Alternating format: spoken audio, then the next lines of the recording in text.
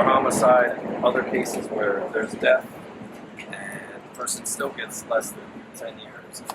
In this case, to get a 10-year sentence is extreme. And really just another example of someone being punished for their celebrity status and someone being utilized as to send an example. And he's not an example, he's a human being. And I think it's incredibly unfortunate, and it's something that we plan on appealing. Incredibly disappointed that the district attorney's office didn't step up and put their money where their mouth was in this case. But hey, that's certainly within their discretion, and that's why you have two sides to the argument. Incredibly poorly.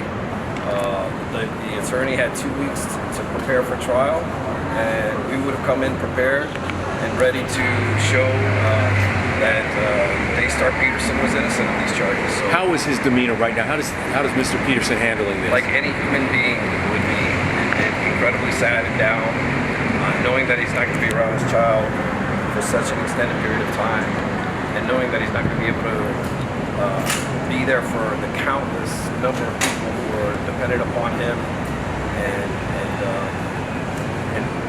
for his whole life's purpose, which is to help people and to be a beacon of light for some people. Look, even if you want to believe that he's guilty of these charges,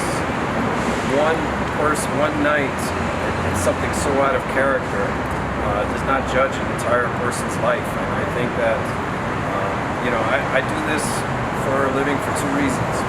One, because not everyone is guilty, and two, because just because someone makes a mistake doesn't mean they should pay for it for the rest of their lives the way this situation turned out. So it's something that we're all motivated to try and turn around and fight for. It's a difficult job, and especially when so many people cry for blood out there. You will remain as counsel? You will remain as counsel? Sorry, I heard you. Yeah, thank you. You said that it was one night. The judge said today that one of the main aggravating factors was the post-arrest arraignment behavior, the disinformation campaign. That's not one night. Well, it's not one night, but let's face it. There was a lot of back and forth going on. Both rap artists are doing competing diss tracks, and they both have a platform. And as I mentioned earlier, this is no different. This is no different than other relationships where people turn to social media to voice their discontent with the other.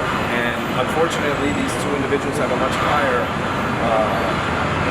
audience, and they're much more in the spotlight. So, post behavior, I'm sorry, I didn't see the level of severity that the prosecution is claiming it was. To somehow indicate, because a person feels wronged by prosecutors, to somehow think that they have a target on their back. Quit crying about that. I mean, he didn't have a problem coming out here in front of the entire world and being in front of the cameras and making statements every day. So he should be a big boy, put his big boy pants on, and expect somebody to respond. And that's all Tory was doing, was responding. So I think everyone has the right to respond when criticized and when called out the way he was called out. So that's quite frankly, to try to utilize that when you have the authority and ability and the discretion to prosecute, I think that's a little bit over the top. So can you talk about the next step and your motion for bail? Sure, we're filing a motion for bail pending appeal, and the reason for that is there are significant issues, appellate issues that we've laid out in our motion for new trial. We tried our best to lay out, but we have very strong issues for the appeal that we've uncovered.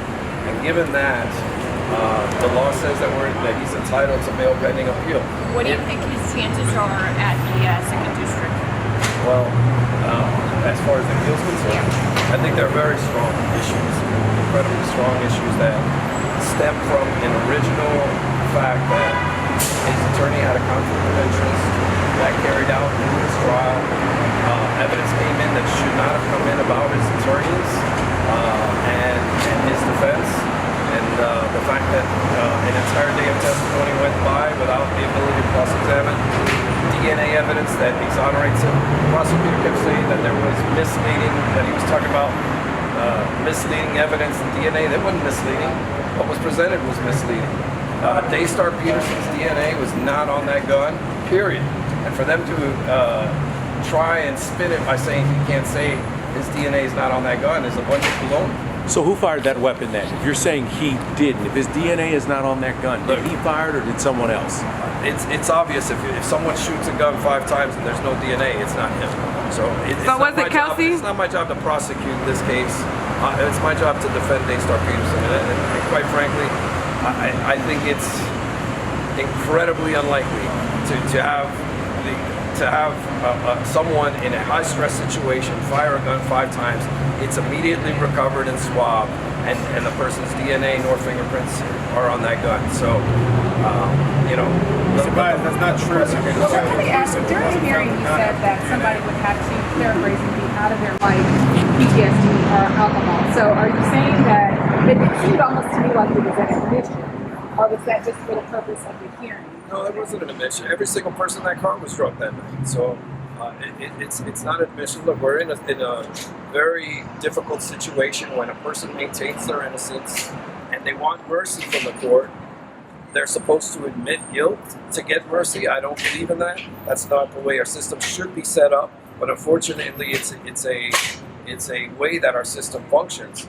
You tell that to the man or woman who does 30 years in prison for a crime they didn't commit, and then have to admit that I had at sentencing beg for mercy and show some type of remorse, because that's the only way I would get it at that time. I think that's unfair. I think it's unjust. It's unconstitutional, and it certainly shouldn't be permitted or accepted in our courts. So are you guys still putting this on Kelsey? We're not putting anything on anything. I don't prosecute cases. Well, what do you think so about I'm Kelsey going to leave it at that. her Fifth Amendment I in don't- comparison to the judge trying to get Tory Lanez to be remorseful by violating his constitutional rights? Again, it's not my job to represent Kelsey, so I'm not going to comment on Kelsey, Megan, or anyone else other than Daystar Peterson. So But in the appeal process, do you think that Kelsey Harris will be a factor? I think the evidence, well, just so you know, in the situation with appeals, the issue is, did the accused receive a fair trial? It's our position. We think there's significant reasons to say no, and that's why that's what the main focus of the appeal will be, not directed at any one individual. What will happen with deportation? We're nowhere near that stage yet, so immigration is not something I handle. It will be turned over to another lawyer. Total sentence is 10 years. 10 years, 6 plus 4. We heard from Tory today. Did you guys know that he was going to speak ahead of time? Was that something he decided to do? It's something he decided to do, and I advised him, look, whatever, if you want to say something, just say it from the heart. Don't rehearse anything. And when you look at this case, why don't you wait and hear everything out? And if you still feel you want to make a statement, make it. And that's exactly what we did. Thank you all very much. you. Appreciate it. Thank you. Thank you. Y'all, this is me on my knees.